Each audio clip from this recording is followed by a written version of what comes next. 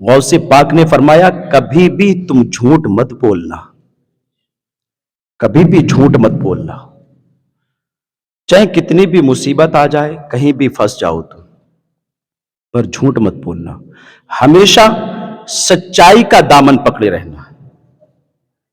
آپ سے پوچھا گیا اس کی وجہ، تو آپ کہتے ہیں اس لیے کہ سب سے پہلے میرے ہاتھ پہ جو لوگ اسلام لا کر کے کلمہ پڑھ کر کے مسلمان ہوئے وہ چور اور ڈاکو تھے، اور جس کی وجہ سے وہ لوگ مسلمان ہوئے، کلمہ پڑھ کر کے مسلمان ہوئے، اس دین اسلام کے اندر داخل ہوئے،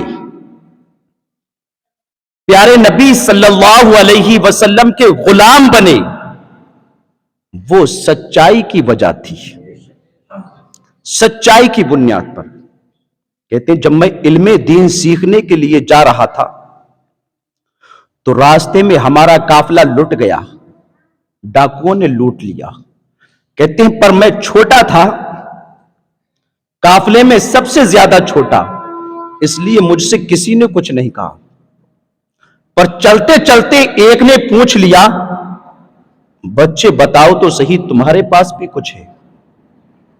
چلتے چلتے پوچھ لیا تو کہتے ہیں میں نے کہہ دیا ہاں میرے پاس بھی 40 اشرفیاں ہیں جو میری گودڑی میں بغل کے نیچے سلی ہوئی ہیں۔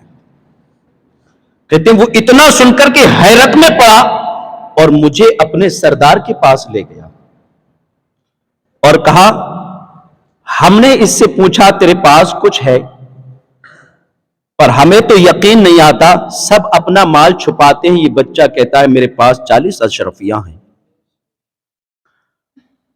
تو ڈاکوؤں کے سردار نے حکم دیا دیکھو تو صحیح۔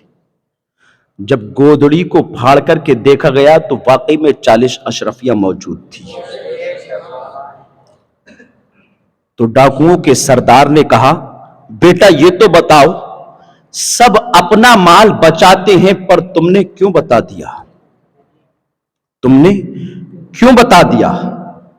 تو غوث پاک کے الفاظ سنے، غوث پاک نے ارشاد فرمایا، غوث پاک نے ارشاد فرمایا جب میں اپنے گھر سے چلا اور میری ماں نے مجھے روانہ کیا تو میری ماں نے چلتے چلتے ایک وصیت کی تھی، ایک نصیحت کی تھی۔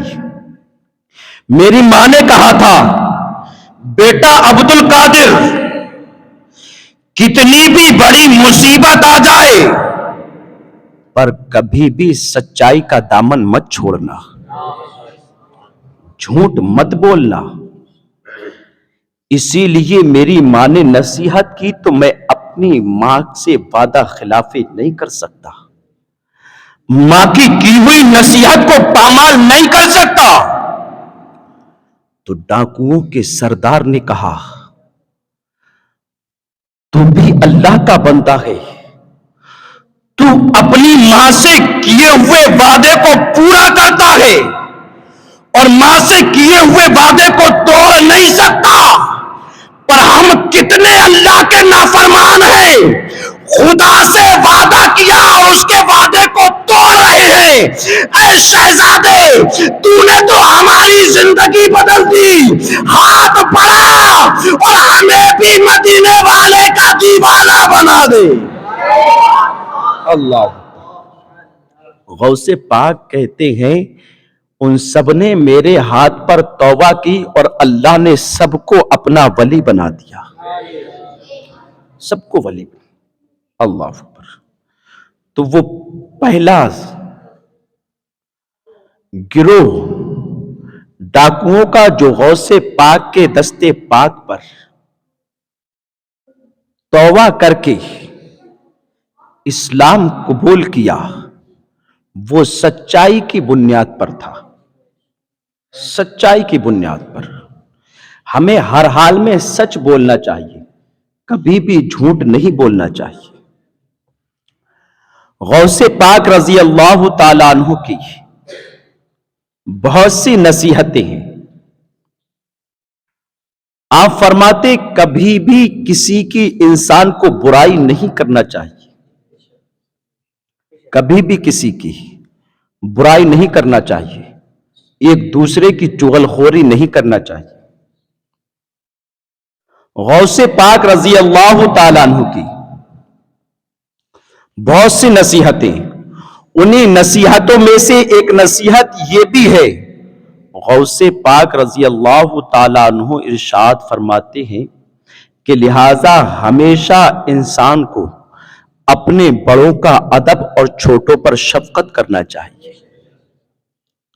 چھوٹوں پر شفقت کرنا چاہیے۔ غوث پاک رضی اللہ تعالیٰ عنہ کے یہ وہ فرامین ہیں، اگر انسان ان پر عمل کر لے تو وہ کامیاب ہو جائے گا۔